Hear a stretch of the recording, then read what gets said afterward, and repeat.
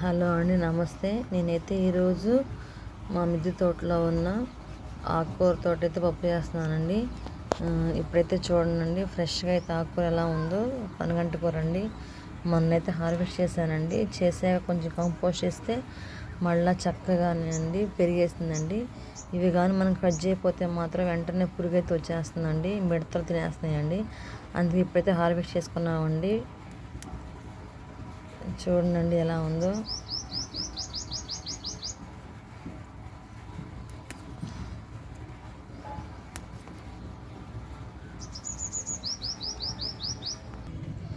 ఇంతైతే వచ్చిందండి హార్వెస్ట్ చేస్తే.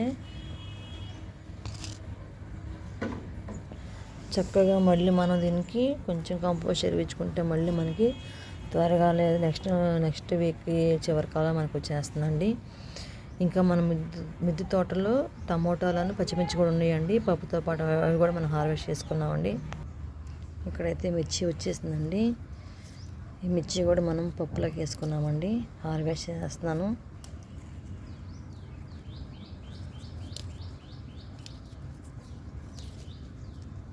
ఇదిగోండి, ఈ డబ్బాలో కూడా వచ్చినాయండి.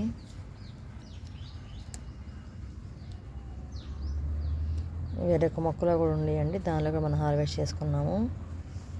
ఇదిగోండి, తాలింపులోకి కరివేపాకు మన మిద్దె తోటలోదే. కొంచెం కంపోస్ట్ ఎరువిస్తే ఇంకా బాగా వస్తుందండి ఆకు.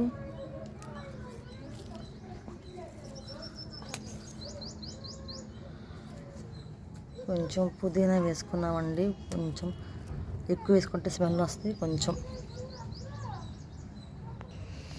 మన మిద్దె తోటలో పండిన టమాటా పోసుకున్నామండి.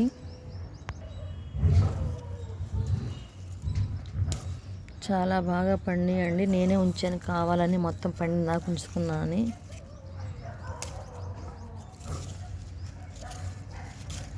ఇవి సరిపోతాయండి. ఇవన్నీ కరివేపాకు, టమోటాలు, పచ్చిమిర్చి, పుదీనా, ఇది పాలతో ఆకుకూర అండి. ఇవన్నీ మన మిద్దె తోటలో పండిన వాటితో మనం పప్పు చేసుకున్నామండి. పప్పు గింజలు కూడా మా తోటలో పండినవేనండి. అవి కూడా ఆర్గానిక్ ఇవ్వండి. ఇవన్నీ కలిసి మేము ఈరోజైతే పప్పు చేసుకుంటున్నామండి. మంచిగా చూడండి, మన తోటలో పండిన వాటితోటి మనం ఎంతో ఆరోగ్యంగా మనము చేసుకుంటున్నామండి. కాబట్టి మీరు కూడా వీలుంటే ఇలాంటి చిన్న చిన్న ఆకుకూరలు చిన్న చిన్న టబ్బులు అయితే పెంచుకోవడానికి ట్రై చేయండి. Thank you.